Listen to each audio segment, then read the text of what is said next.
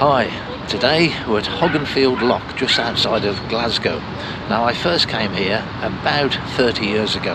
A Scottish photographer told me about this place. He said it was very good for Goldeneye and Goosander photography, and those are two species you don't normally get to photograph on your city park lake. So I've been here many times since, usually when I'm driving north. So let's say I'm going up to Inverness or to the Hebridean Islands. I start out in the morning from Birmingham and I get here for the afternoon as I'm going past Glasgow. So I call in here because in the second half of the day the light's in a better direction. The light's coming from more behind me when I'm sitting here. So this is unusual that I've turned up this morning very early. Now this site has changed quite a bit over the years. There was always a very awkward fence along the edge of the water here, and then they changed the fence, but it was still very difficult to get access to the water. But in the distance there you can see there's a small jetty, and that jetty was very useful. It was wooden planks, so it's nice and firm and clean to lie down on, and you could push your lens underneath the lowest bar, so you were pretty well at water level. Unfortunately that's gone currently. Whether they're going to rebuild it I have no idea.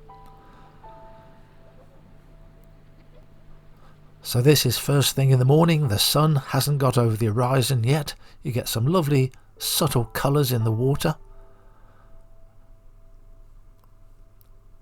And a nice soft glow to the birds. Once the sun comes up, you start looking for silhouettes, but it's quite difficult here. You've got that platform in the background, and then there's just too many birds on the water. Trying to isolate a swan or a duck is quite difficult. In the UK, we don't get very long sunrises. It's 20 minutes at the most and it's all over. In Scandinavia, you get much longer sunrises and sunsets because the sun doesn't go straight up. It tends to go along the horizon. So you're trying to isolate birds, and I tend to underexpose a little bit when I'm doing silhouettes too. This is to ensure the bird is completely black.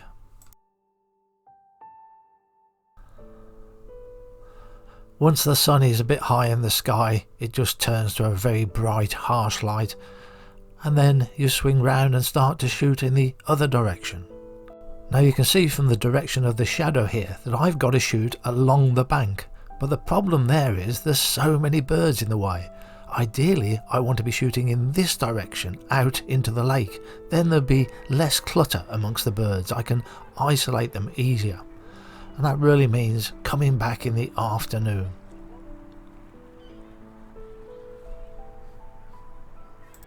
There's a mixture of mute and whooper swans on the lake. This is a mute swan, and the council do feed them. They came along about 8 o'clock on the 2 mornings that I was there with a bag of grain for the birds. This is a mute swan with the orange bill. This is the common British swan, and the whooper swan has a much yellower bill. Easy enough to tell from the mute swan, not so easy to tell from a berwick swan. This is a berwick swan taken elsewhere. You can see the yellow on the bill is less extended. The whooper swan tends to stretch down further towards the tip of the bill. It's a different head shape as well on a berwick swan. You can see I'm having difficulty isolating a bird. There's always other birds around them. The goosanders would come in fairly close, but then drift back out into the open water as quickly as they could. Got some nice still water, so then you get nice reflections. Here I'm choosing the reflection of the trees in the water, and here just blue sky in the water. But I usually like smooth water rather than choppy water, and I certainly don't like grey water that you get when you've got a grey sky.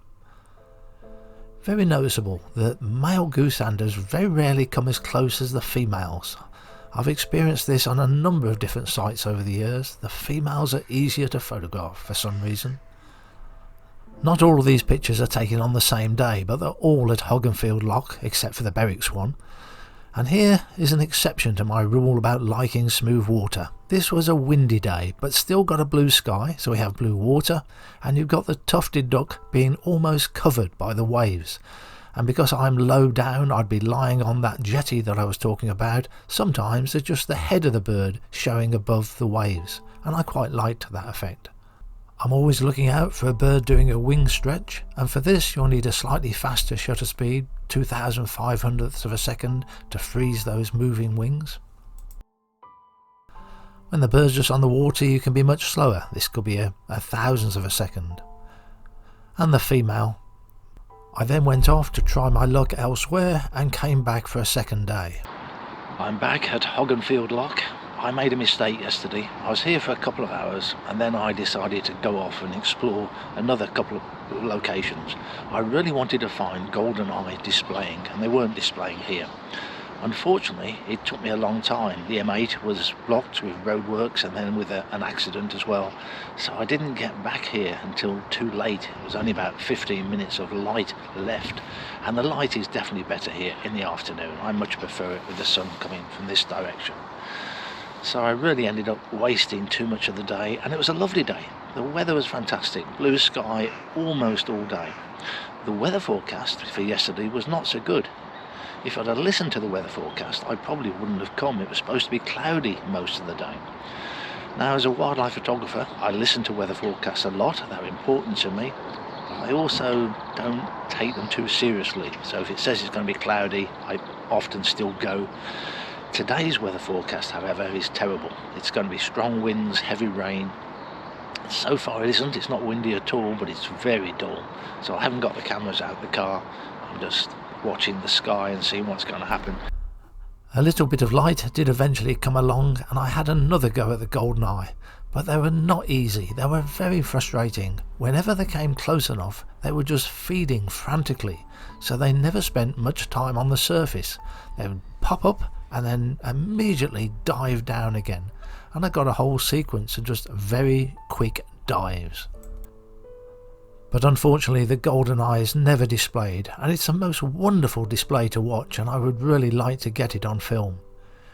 You've just got to be lucky to be there on the day when they're displaying. And of course in the right weather conditions. But I'll tell you another story about weather forecasts.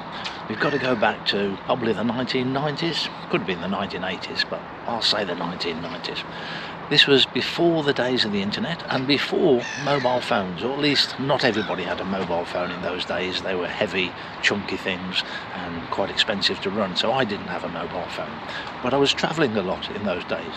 And the weather forecast was more important because we were shooting with film, 64 ISO film, maybe 100 ISO film at that point, but you were more dependent upon good light with such low ISOs. So I would listen to the weather forecast on Radio 4. It was the only reliable way of getting a forecast. So they would give you a forecast in the morning at breakfast time, several times, but then you'd have to wait till 1 o'clock for the midday forecast, and then 6 o'clock for the evening forecast. If you missed those forecasts because you was out and about, you didn't have a radio with you, the only other way you could get a weather forecast was to phone the weather line. And I used to do this quite frequently. The British newspapers used to publish the telephone numbers for the weather line. It was a small ad, about 2 inches by 2 inches. So I used to cut that out, and I'd have one copy in my wallet and another copy in the glove box of the car. So whenever I needed the telephone number, I'd got it with me. And you'd go into a coin box and phone the weather line. It was quite expensive. It cost you about £1 typically to get the weather forecast. Well, the copy I had in the car glove box I didn't use.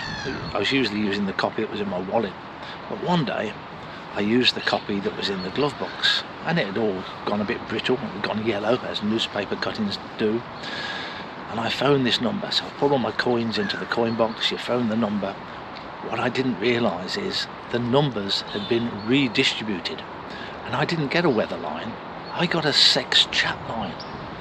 And I was listening to this woman telling me it was going to be hot and sweaty, and I got quite annoyed about this because it didn't get hot and sweaty. It was a bitterly cold day and wet and rainy, and that phone call cost me about £10 before I ran out of coins.